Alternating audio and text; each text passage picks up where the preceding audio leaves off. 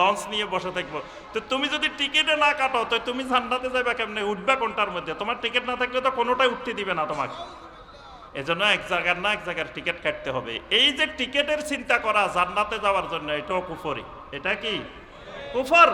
আল্লাহ রাব্বুল আলামিন সূরা ইউনূসের 18 নম্বর আয়াতে আল্লাহ পাক বলছেন, ওয়া ইয়াবুদুনা মিন দুনিল্লাহি মা লা ইয়াদুররুহুম ওয়া লা ইয়ানফাউহুম ওয়া ইয়াকুলুনা হাউলাই শুফাআউনা ইনদাল্লাহ। কাফেররা বলে যে এরা আমাদেরকে আল্লাহর কাছে সুপারিশ করবে। তো সম্মানিত ভাই বোনেরা, আমি আর আলোচনা দীর্ঘায়িত করব না, আমাদের ক্লাস সংক্ষিপ্ত, ক্লাস শেষ।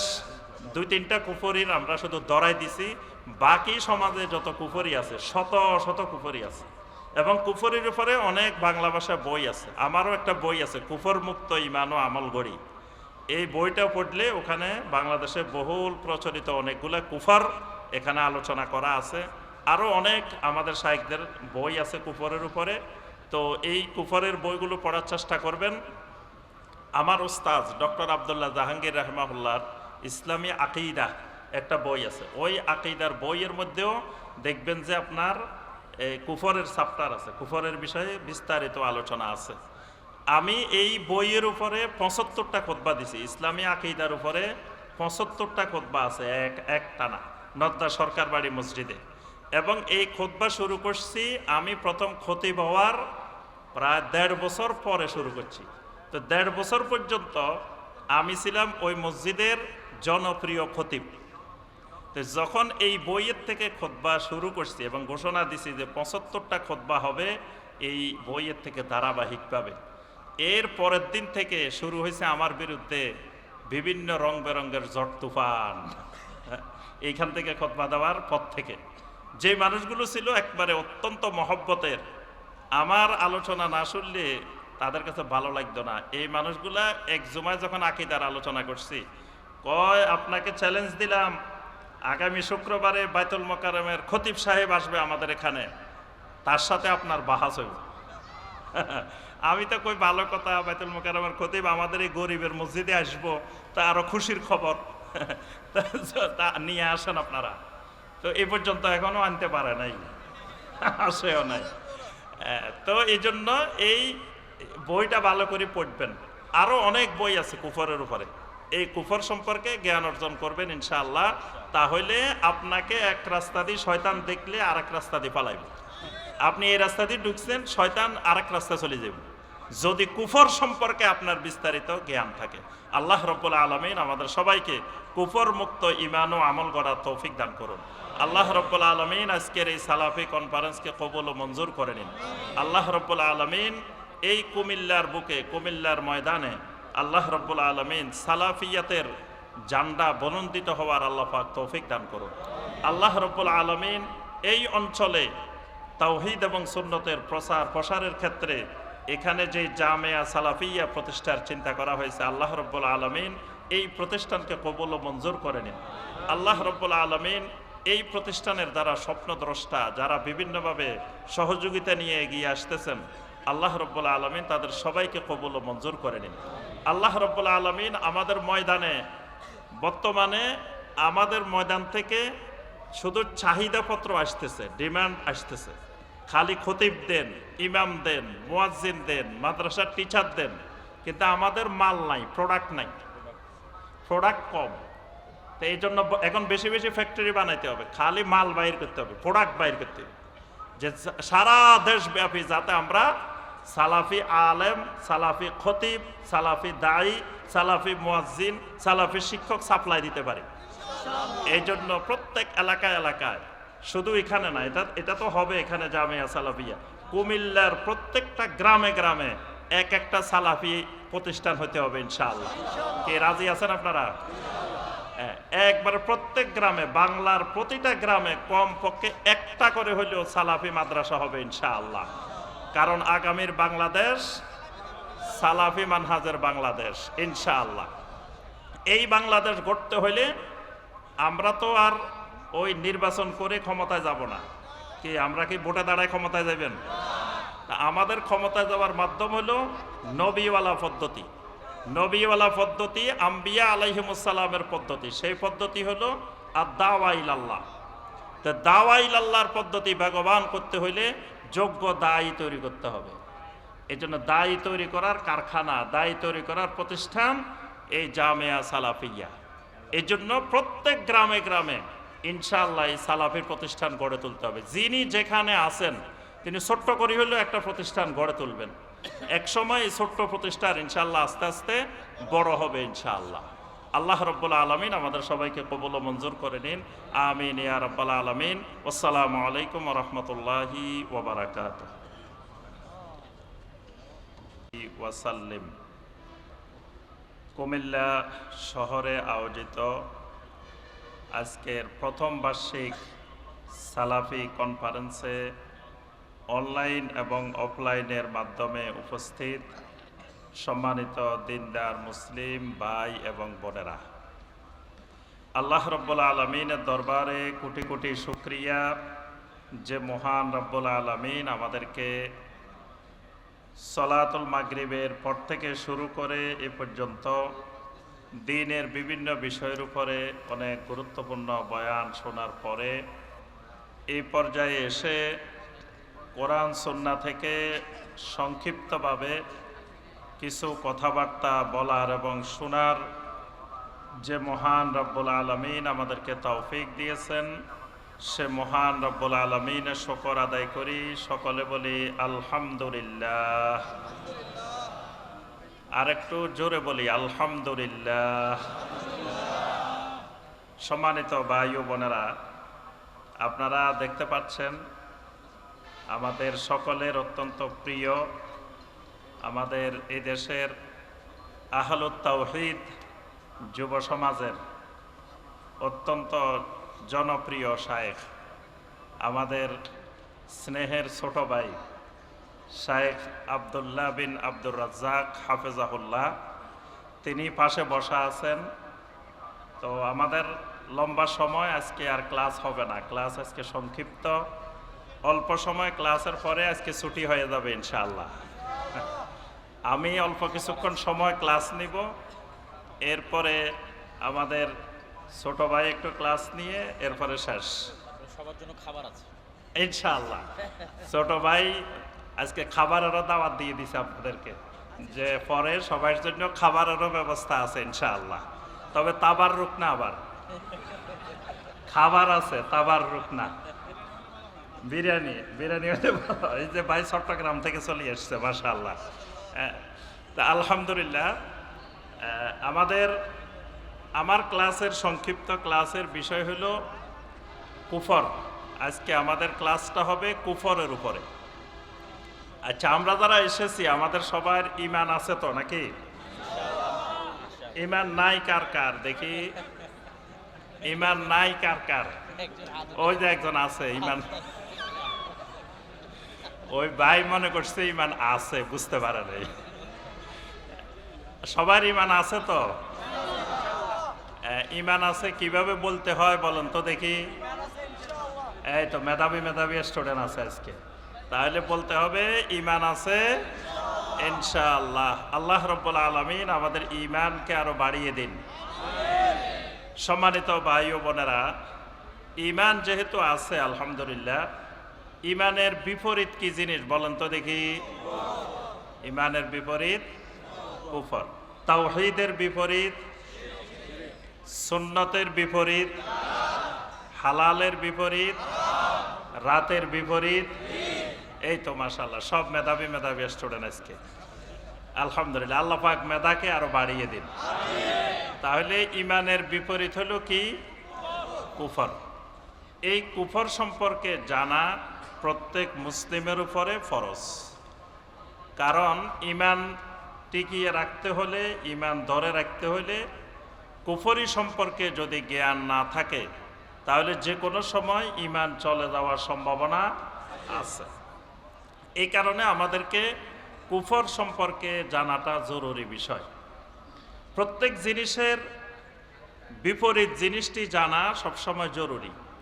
তাওহীদ জানতে হলে শিরিক সম্পর্কে জানতে হবে, শিরিক বুঝতে হলে তাওহীদ সম্পর্কে জানা লাগবে। সুন্নত বুঝতে হলে বেদাত সম্পর্কে বুঝতে হবে, বেদাত বুঝতে হলে সুন্নত সম্পর্কে জানতে হবে।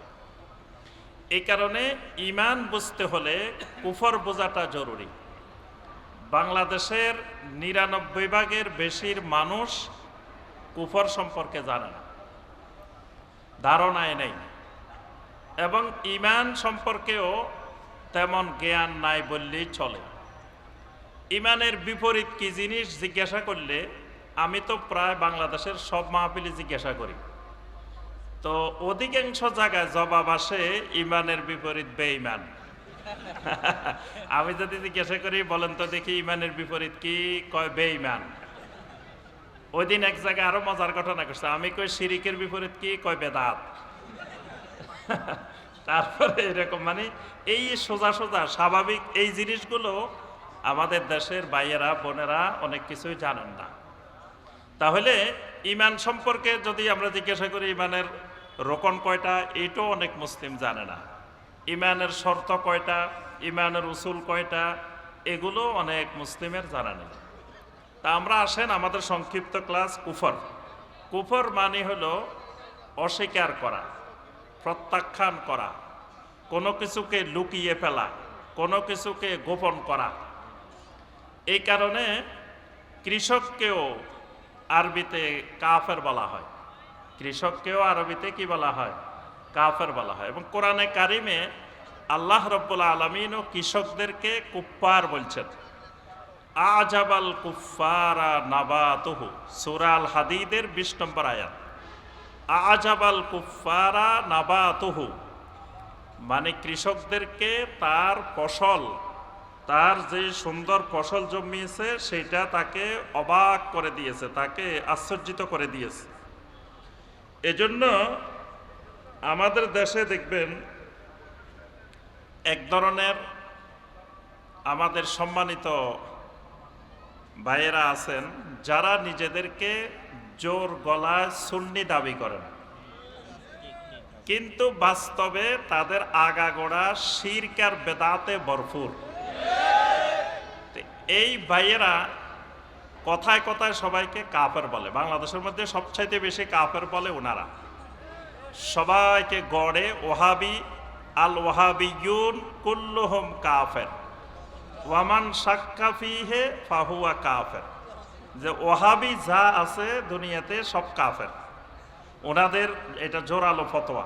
মানে ওনারা ছাড়া পৃথিবীতে যত মুসলিম আছে সব এক বাক্যে ওহাবি, আর ওহাবিরা সব কাফের।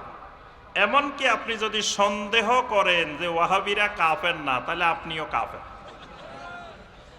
আবার ওয়াহাবিরা জন্মগ্রহণ করার সময় যেই মহিলা, যেই দাত্রী ওখানে গেছে, এই দাত্রীও কাফের। ওয়াহাবিরে দাফন করার সময় যারা যারা অংশগ্রহণ করছে, যারা জানাজায় গেছে, এরও কাফের। ওহাবির বিয়েতে যারা গেছে এরও কাফের। মানে ওহাবির সাথে কোনো সম্পর্ক যার আছে সবাই কি কাফের। তো উনাদেরই এক মুরব্বী ছিলেন চট্টগ্রামের, তো উনি সবসময় বলতেন যে আমি সবাইরে এইভাবে গড়ে কাফের বলি, তবে তোমারা কাফের ন কইও, তোমারা এইভাবে কাফের ন কইও। কারণ কি? কারণ আই তো কাফের অর্থ বুঝি কই, তোমারা তো কাফের অর্থ ন বুঝো। তোমারা তো কাফের কইতে গেলে কাফের মনে করবা যে ইমান নাই, ওই কাফের কই বসে থাকবা। কিন্তু আমি যে কাফের কই এটা হইলো কৃষক বলি গালি দিয়ে এদেরকে, ওহাবিদেরকে আমি গালি দিই যে এগুলো সব কৃষক, মানে এগুলা লেখাপড়া নাই, এগুলা সাধারণ মানুষ, এগুলা অশিক্ষিত মানুষ। এই জন্য আমি কাফের কই, মানে আমার কাফের অর্থ হইলো কৃষক। আর তোমরা যখন কাফের কইবে তোমরা মনে করবে যে ইমানে নাই। তো কোনো ব্যক্তিকে যদি কেউ কাফের বলে, নবী সাল্লাল্লাহু আলাইহি সাল্লামের হাদিস, যদি সেই কাফের না হয় তাহলে দুইজনের একজন মৃত্যুর আগে কাফের হয়ে মৃত্যুবরণ করবে, নাউযুবিল্লাহ। তাহলে কাফের এক অর্থ হইল গোপন করা। কৃষক বীজকে গোপন করে ফেলে, এই জন্য কৃষককেও আরবিতে কাফের বলা হয়। কাপ্পারা, কাপ্পারা আছে না? কি কথা কয় না? কাপ্পারা আছিলেন? আচ্ছা, কোরআনে কারিম যদি হাতের থেকে পড়ে যায় কি কাপ্পারা দিতে হয়? ওরে আপনারা এটা তো জানান না, কি কাপ্পারা দিতে হয়? চাল কতটুকু দিতে হয়, ডাল কতটুকু দিতে হয়? জি, এই তো 1.5 কেজি, এই তো আসল মানুষ পাওয়া গেছে। যে কোরআনে কারিম যদি হাতের থেকে পড়ে যায় তাহলে চাল দিতে হয় 1.5 কেজি, তারপরে ডাল দিতে হয় 1 কেজি, তারপরে লবণ দিতে হয়, আরো অনেক জিনিস দেওয়া লাগে যদি হাতের থেকে পড়ে। এটা হলো এই অঞ্চলের প্রচলিত জিনিস। তারপরে আপনার বেনামাজি যদি মারা যায় তো সবাই সব দান্দায় থাকে, কিন্তু ইমাম সাহেবের আরেক দান্দা থাকে যে বেনামাজি মারা গেছে, এবার বিশাল এক সুযোগ পাওয়া গেছে যে ভাই আপনার আব্বা তো এত বছর নামাজ পড়ে নাই, তাহলে এত বছরের এত ওয়াক্ত নামাজের কাফারা লাগবে। তো এক ওয়াক্তের এত টাকা, আবার ওয়াক্ত কিন্তু 6টা, ওয়াক্ত 5টা না, কিন্তু কাফারা হিসাব করিবার সময় নামাজের কাফারা হয় ডেলি 6 ওয়াক্তের, মানে 5 ওয়াক্ত প্লাস বিতির, এজন্য 6 ওয়াক্তের হিসাব করে কাফারা দিতে হয়। তো অর্থাৎ বিশাল এক অঙ্কের কাফারা আসে, অথচ এই কাফারা কোরআনে কারিমেও নাই, নবী সাল্লাল্লাহু আলাইহি সাল্লামের কোনো হাদিসেও নাই, ইমাম আবু হানিফা রাহমাহুল্লাহর কোনো ফাতোয়ায়ও এই ধরনের কাফারার কথা নাই। কিন্তু আমাদের দেশে এটা মেড ইন বাংলাদেশ, নাকি বাংলাদেশে বানানো জিনিস, যে এইভাবে কাফারা হিসাব করলে বিশাল অঙ্কের একটা টাকা পাওয়া যায়। তাহলে এই যে কাফারা, কিন্তু কোরআন হাদিসে আবার কাফারা আছে, যেমন শপথের কাফারা, কসমের কাফারা আছে, সিয়ামের কাফারা আছে, অনেকগুলো কাফারা আছে। কাফারা কুফর থেকে, কাফারা মানে যেটা মিটিয়ে দেয়, যেটা দূর করে দেয়। তো এই কাফারার মাধ্যমে গুনাহকে দূর করে দেয়, গুনাহকে মিটিয়ে দেয়। এই জন্য আল্লাহ রাব্বুল আলামিন এটাকে নাম দিয়েছেন কাফারা। শরীয়তের ভাষায় কুফর কাকে বলে? শরীয়তের ভাষায় কুফর হলো নাকিদুল ঈমান বিল কালবে আবিল কাউলে আবিল ফেলে, অর্থাৎ কোনো ব্যক্তি ঈমান শূন্য হওয়া, তার অন্তরের মাধ্যমে অথবা কথার মাধ্যমে অথবা কাজের মাধ্যমে। অন্তরের মাধ্যমেও ঈমান শূন্য হওয়া হইতে পারে, যেমন ধরেন আব্দুল্লাহ বিন উবাইরা মুনাফিকরা জবানে কি সুন্দর করে ঈমানের কথা বলতো, ওয়া ইযা লাকুল্লাযীনা আমানু ক্বালু আমান্না, যখন ঈমানদারদের সাথে মিলিত হইতো তখন বলতো আমান্না, আমরা তো ঈমান এনেছি, আমরা ঈমানদার। ওয়া মিনান নাসি মান ইয়াকুলু আমান্না বিল্লাহি ওয়া বিল ইয়াউমিল আখিরি ওয়া মা হুম বিমুমিনিন। কিছু মানুষ আছে যেই মানুষগুলো দাবি করে বলে আমান্না বিল্লাহি ওয়াল ইয়াউমিল আখির, আমরা আল্লাহর উপর ঈমান এনেছি, আখিরাতের উপর ঈমান এনেছি। তাহলে এই মুনাফিকরা জবানে দাবি করতো আমরা ঈমানদার, কিন্তু অন্তরে কলবের মধ্যে ঈমান ছিল না। তাহলে তার ঈমান শূন্য হয়েছে কলবের মাধ্যমে। জবানেও ঈমানের প্রকাশ করত, আবার কাজে কর্মে। মুনাফিকরা কিন্তু বেনামাজিও ছিল না, মুনাফিকরা নামাজ পড়তো। এমনকি মুনাফিকরা কষ্ট করে নামাজের জামাতেও হাজির হইতো, যাতে মানুষ বুঝতে না পারে যে সে মুনাফিক। আজকের জামানায় দিব্যি আরামে মুসলিম দাবি করে জামাতে আসে না, শুধু শুক্রবারে একদিন আসে। এই শুক্রবার একবার উজু করে, আর আগামী শুক্রবার একবার উজু করে। পুরা সপ্তাহ তার আর উজু ভাঙ্গে না, পুরা এক সপ্তাহ উজু থাকে। এই শুক্রবার একবার উজু করে, আবার আরেক জুমাবারে আরেকবার। এই যে দীর্ঘ সময়, এই সাহস নবী সাল্লাল্লাহু আলাইহি সাল্লামের যুগে মুনাফিকও করে নাই, যেই সাহস আজকের জামানায় মুসলিমেরা করে। আবার বলে যে আমি নামাজ না পড়লে কি হয়েছে, আমার ঈমান কিন্তু ঠিক আছে। কয় খালি ঠিক না, তোমার থেকে আমার ঈমান আরো মজবুত, আরো শক্ত, নামাজও না পড়ি না, অসুবিধা কি? ঈমান কিন্তু ঠিক আছে।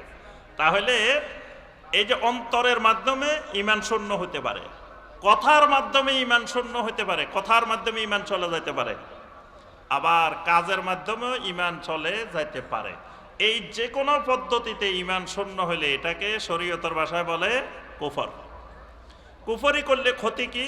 কুফরি করলে অনেকগুলা ক্ষতি আছে, আমরা বড় দাগে কয়েকটা ক্ষতি বলবো। 1 নম্বর ক্ষতি, কুফরি করলে ঈমান থাকে না। কুফরি করলে ঈমান থাকে না, ঈমান ভেঙে যায়। কারণ হলো কুফরি ইমানের বিপরীত।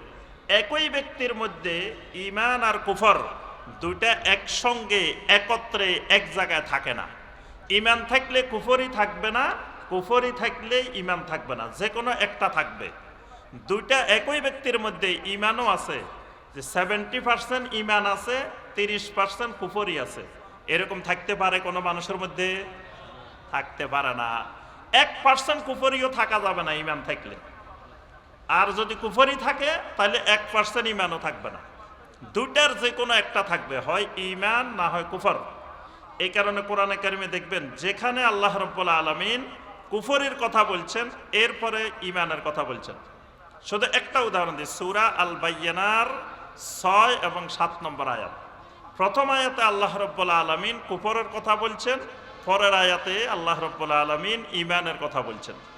ইন্নাল্লাযীনা কাফারু মিন আহলিল কিতাবি ওয়াল মুশরিকিনা ফি নারি জাহান্নাম খালিদিনা ফিহা উলাইকা হুম শাররুল বারিয়াহ ইন্নাল্লাযীনা আমানু ওয়া আমিলুস সালিহাতি উলাইকা হুম খায়রুল বারিয়াহ।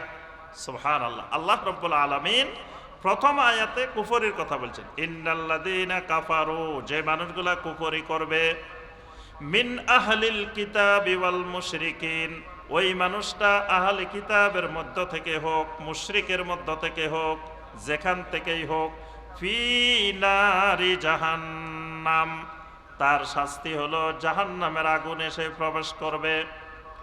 খালিদিনা ফিহা, জাহান্নামের আগুনে সে এমন ভাবে প্রবেশ করবে কোনোদিন আর বের হবে না, স্থায়ীভাবে জাহান্নামে থাকবে। উলাইকা হুম শাররুল বারিয়াহ, যে মানুষটা কুফরি করে এই মানুষটা সৃষ্টি জগতের মধ্যে সবচাইতে নিকৃষ্ট প্রাণী। এই কুফরিকারী কুকুরের চাইতেও নিকৃষ্ট। যে কোনো প্রাণীর চাইতে আল্লাহর মাখলুকাতের মধ্যে সবচাইতে নিকৃষ্ট প্রাণী। ইন্নাল্লাযীনা আমানু ওয়া আমিলুস সালিহাত, যে মানুষগুলো ঈমান আনে এবং আমলে সালেহ করে, উলাইকা হুম খায়রুল বারিয়া, এই মানুষগুলো হলো সৃষ্টি জগতের মধ্যে সেরা মানুষ। সুবহানাল্লাহ। এই মানুষগুলো জীবিত অবস্থায়ও সেরা মানুষ, মারা যাওয়ার পরেও সেরা মানুষ, দুনিয়াতেও সেরা মানুষ, আখিরাতেও সেরা মানুষ। আমাদের দেশে একটা প্রবাদ বাক্য আছে, রাজার হাতি বাইসলেও লাখ টাকা, মরলেও লাখ টাকা। শুনছেন এটা? রাজার হাতি বাইসলেও লাখ টাকা, মরলেও লাখ টাকা। ইমানদার জীবিত অবস্থায়ও তার দাম লাখ টাকা, মরলেও লাখ টাকা। এই জন্য দেখেন ইমানদার মারা গেলেও আমরা তাকে কত সম্মানের সাথে তাকে সুন্দর করে গোসল করাই, সুন্দর করে কাফন পরাই, তাকে সুন্দর করে খাটের উপরে তুলে কাঁধে করে কবরস্থানে নিয়ে যাই, সলাতুল জানাজা আদায় করি, কত সুন্দর করে কবরের মধ্যে সম্মানের সাথে তাকে দাফন করি। কারণ জমিনের সম্মান হলো আল্লাহর, আল্লাহর রসুলের এবং ইমানদারের। কাফেরের জমিনে কোনো সম্মান নাই, কুফরের কোনো সম্মান দুনিয়াতেও নাই, আখিরাতেও নাই। তাহলে কুফরির 1 নম্বর ক্ষতি, ইমান ভেঙে যাবে, ইমান নষ্ট হয়ে যাবে। একটা কুফরি করলে তার ইমান শেষ। 2 নম্বর ক্ষতি, আমও যাবে, সালাও যাবে। খালি ইমান যাবে এমন না, সাথে সাথে আমলও যাবে। সূরা আল মায়েদার 5 নম্বর আয়াত আল্লাহ রাব্বুল আলামিন বলেন, ওয়ামাই ইয়াকফুর বিল ঈমানি ফাকাদ হাবিতা আমালুহু ওয়া হুয়া ফিল আখিরাতি মিনাল খাসিরিন। ওয়ামাই ইয়াকফুর বিল ঈমান, ঈমান আনার পরে কেউ যদি কুফরি করে, ঈমানের সাথে কুফরি করে, ফাকাদ হাবিতা আমালুহু, তার সমস্ত আমল নষ্ট হয়ে যাবে। জীবনে যা আমল করছিল সব শেষ। তাহলে ঈমানও গেছে, আমলও গেছে। আল্লাহ রাব্বুল আলামিন কুফরি যারা করে তাদের অন্তরের উপরে আল্লাহ রাব্বুল আলামিন মোহর মেরে দেন, সিল মারি দেন, চাপ দিয়ে দেন। আল্লাহ রাব্বুল আলামিন কোরআনে কারীমের শুরুতেই আল্লাহ পাক বলছেন, ইন্নাল্লাযীনা কাফারু সাওয়াউন আলাইহিম আনজারতাহুম আম লাম তুনজিরহুম লা ইউমিনুন খাতামাল্লাহু আলা কুলুবিহিম খাতামাল্লাহু আলা কুলুবিহিম। আল্লাহ রাব্বুল আলামিন কাফেরদের অন্তরের উপরে মোহর মেরে দেন, ছাপ মেরে দেন। মোহর মেরে দিলে এবার লোকটাকে যদি বলেন ভাই 2 + 2 = 4, লোকটা কইব না 2 + 2 = 5। এখন আপনি বুঝতেছেন কি রে, এই লোক বুঝি এই সোজা অঙ্ক জানে না, এটা তো একটা ফ্লেট আর্চারির ছাত্র ভালো জানে 2 + 2 = 4, কিন্তু হে কয় না এটা 5। তো 5 কেন বলে? ওই যে আল্লাহ রাব্বুল আলামিন তার অন্তরের উপরে মোহর মারি দিছে, এই জন্য সে আর বুঝে না। সে সঠিক জিনিস, সোজা জিনিস, সরল জিনিস এগুলোও বুঝে না, এলোমেলো বুঝে। নবী সাল্লাল্লাহু আলাইহি সাল্লাম বলতেছেন, যখন আজান শুনবা মুয়াজ্জিনে যা যা বলে তুমিও তা তা বলবা। আজান যখন শেষ হইব সুম্মা সল্লু আলাইয়া, এরপরে তোমরা আমার উপরে কি পড়ো? দরুদ পড়ো। তাহলে সোজা কথা যে আজান শুরু হবে আল্লাহু আকবার দিয়ে, শেষ হবে কি দিয়ে? লা ইলাহা ইল্লাল্লাহ দিয়ে, এরপরে দরুদ হবে। নবী সাল্লাল্লাহু আলাইহি সাল্লামের অনেকগুলো হাদিসে বর্ণনা আছে। এখন এই লোকে কয় না, আজান শুরু করতে হবে আসসালাতু ওয়াসসালামু আলাইকা ইয়া রাসূলুল্লাহ, আসসালাতু ওয়াসসালামু আলাইকা ইয়া হাবিবাল্লাহ। কিরে, দরুদ পড়তে বলা হলো শেষে আজানের, তুমি যে আগে পড়ো। কয় মিয়া কার উসিলে সিডনি খাইছো, মোল্লা চিনলা না। দলিল হইছে কার উসিলে সিডনি খাইছো, মোল্লা চিনলা না। যে আল্লাহর রসুল না হইলে তুমি আজান পাইতা, আল্লাহ রসুল না হইলে তুমি আজান পাইতা। যে রাসূলের উসিলায় আজান পাইছো, সেই রাসূলের সালাম না দিয়ে দরুদ না পড়ে তুমি আজান শুরু করবা? তাহলে দেখেন এই লোকে সরল অঙ্ক বুঝে নাই। নবী সাল্লাল্লাহু আলাইহি সাল্লামের সোজা কথা, সরল কথা। এবং নবী সাল্লাল্লাহু আলাইহি সাল্লামের 4 জন মুয়াজ্জিন ছিলেন। 4 জনকে বলা হয় মুয়াজ্জিনু রাসূলিল্লাহি সাল্লাল্লাহু আলাইহি ওয়াসাল্লাম।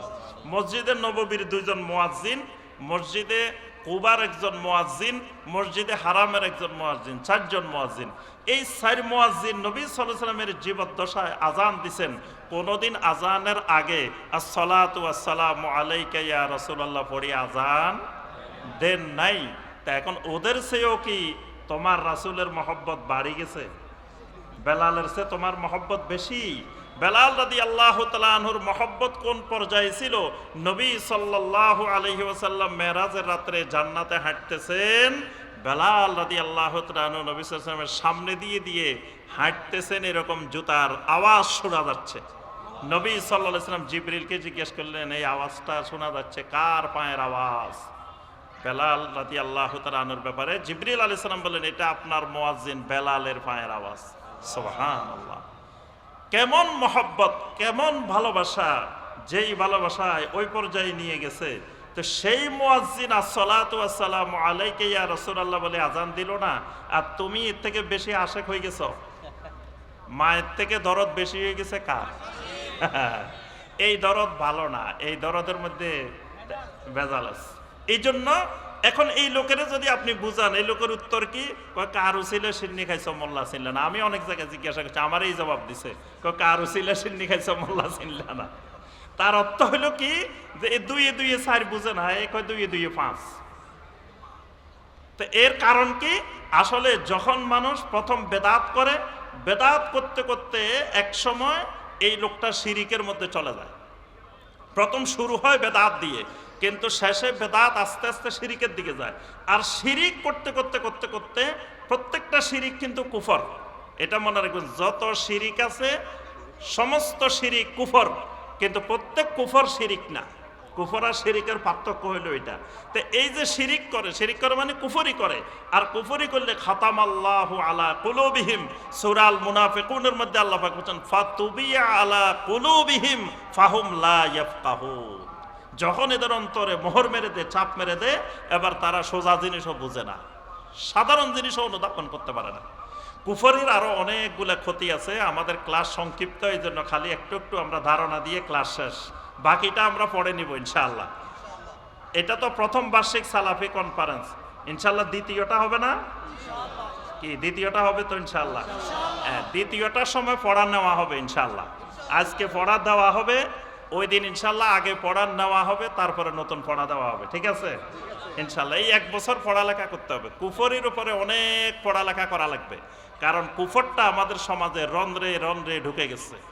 অসংখ্য জিনিসের মধ্যে কুফর আছে, এবং এই দেশের মানুষ সব দেখবেন যে প্রত্যক্ষ পরোক্ষ কুফরের সাথে জড়িত। গণতন্ত্র, এটার মধ্যে কুফর আছে না? কিন্তু এটার মধ্যে কি কুফর আছে না আছে দেখা যায় যে এটা মানুষ অনেক মুসলিমেই জানে না, খেয়ালও করে না, বুঝেও না, বরং এটার জন্য জান দিয়ে দিচ্ছে, জীবন কোরবান দিয়ে দিচ্ছে। কিন্তু চিন্তা করতেছে না যে আমি কিসের জন্য জীবনটা দিয়ে দিচ্ছি। আমি কি ইসলামের জন্য দিচ্ছি না কুফরের জন্য দিচ্ছি, ইমানের জন্য দিচ্ছি না কুফরের জন্য দিচ্ছি। এভাবে শুধু এই জায়গা না, ধর্মনিরপেক্ষতাবাদ, আরো যত মতবাদ আছে, এই সবগুলো মতবাদ, যতগুলো তন্ত্র মন্ত্র, এগুলোর ভিতরে কি আছে? কুফর আছে। কেউ যদি মনে করে মান জাআলা বাইনাহু ওয়া বাইনাল্লাহি ওয়াসায়েত ইয়াদউহুম ওয়া ইয়াতাওয়াক্কালু আলাইহিম ফাকাদ কাফার, কোন লোক যদি মনে করে তার মাঝে আর আল্লাহর মাঝে একজন মধ্যস্থতাকারী দরকার, আল্লাহরে সরাসরি পাওয়া যাবে না। আল্লাহরে পাইতে হইলে মাঝখানে একজন মধ্যস্থতাকারী লাগবে। কেন মধ্যস্থতাকারী লাগবে? কারণ আল্লাহর মুকাররাবিন হইতে গেলে, আল্লাহ কি আমার চিনে? কি আল্লাহ আপনাদেরকে চিনে? তো ওই শয়তান বুঝায় আল্লাহ এত কোটি কোটি মানুষ কয়জনের চিনে? খালি এই কুমিল্লাতে কয়েকজন আছে যাদের দরবার আছে, আল্লাহ খালি এদেরকে চিনে। অমুক দরবার আল্লাহ খালি এগুলা চিনে। বাস এখন আল্লাহর কাছে যাইতে হইলে, আল্লাহর মুকাররাবিন হইতে হইলে ওই দরবারের মাধ্যমে না গেলে আল্লাহ তো চিনবে না। এটা শয়তান মানুষের বোঝায়। কে মিয়া তুমি এমপি সাহেবের কাছে চলে গেছো, তা এমপি সাহেব তোমার চিনে? তো কেমনে যাইতে হইব? ওই তোমার এলাকায় এমপি সাহেবের লোক আছে, তারে নিয়ে যাইতে হইব। সে কবে ভাই কাজটা করে দেন, এই আমাদের লোক। তখন দেখবে যে তোমার কাজটা তাড়াতাড়ি হয়ে যাবে। এখন তুমি ওই লোক না নিয়ে সরাসরি চলে গেছো এমপি সাহেবের কাছে, তাহলে কি তোমার কাজ হইব? হওয়ার সম্ভাবনা নাই। তো কই এরকম আল্লাহর কাছেও তুমি ডাইরেক্ট চলে গেছো, তাহলে তোমার আল্লাহ তোমার চিনবেও না, পাওয়ারও সম্ভাবনা নাই। এই জন্য তোমার কলব ওই দরবারের কলবের তরফ মোতাবাজ্জা করা লাগবে। কি জিকিরের নিয়ত পারেননি আপনারা? ওরে জিকিরের নিয়ত পারে না। আচ্ছা, আজকে মাহফিলে আসার সময় কিভাবে নিয়ত পড়ে আসছেন? যে নাওয়াইতু আন আযহাবা ইলাল মুতামির সালাফি ফি কুমিল্লা, কি এইভাবে পড়ে আসছেন? তো কি করে আসছেন? অন্তরে নিয়ত করে আসছেন। নিয়ত পড়ে আসা লাগে না, নিয়ত কি করতে হয়? করতে হয়, নিয়ত পড়া লাগে না। তো এই যে নিয়ত করে আসছেন, আল্লাহ রাব্বুল আলামিন এর মাধ্যমে কি দিবেন? যাজা দিবেন। আচ্ছা, এরপরে জিকিরের নিয়ত আছে বাংলাদেশে। জিকিরের নিয়ত পারেন নাই? ওরে জিকিরের নিয়ত পারে না। আমি আমার কলবের তরফ মোতাবাজ্জা আছি। আমার কলব আমার পীর সাহেব হুজুরের কলবের তরফ মোতাবাজ্জা আছে। আমার পীর সাহেব হুজুরের কলব দাদা হুজুরের কলবের তরফ মোতাবাজ্জা। দাদা হুজুরের কলব বরিশালের দিকে মোতাবাজ্জা। বরিশালের কলব সাতপুরের দিকে মোতাবাজ্জা। সাতপুরের কলব সিরাজগঞ্জের দিকে মোতাবাজ্জা। সিরাজগঞ্জের কলব আজমিরের দিকে মোতাবাজ্জা। আজমিরের কলব আপনার মদিনার দিকে মোতাবাজ্জা। মদিনার কলব আল্লাহর দিকে মোতাবাজ্জা।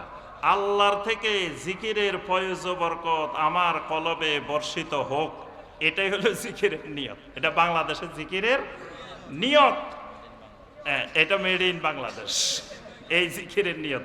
এই যে জিকিরের নিয়ত আবিষ্কার হইলো কেন? কারণ সরাসরি যদি আমি আল্লাহর জিকির করি, আল্লাহ তো আমার নাও চিনতে পারে যে এই জিকির করলে যে ইডা কিডা।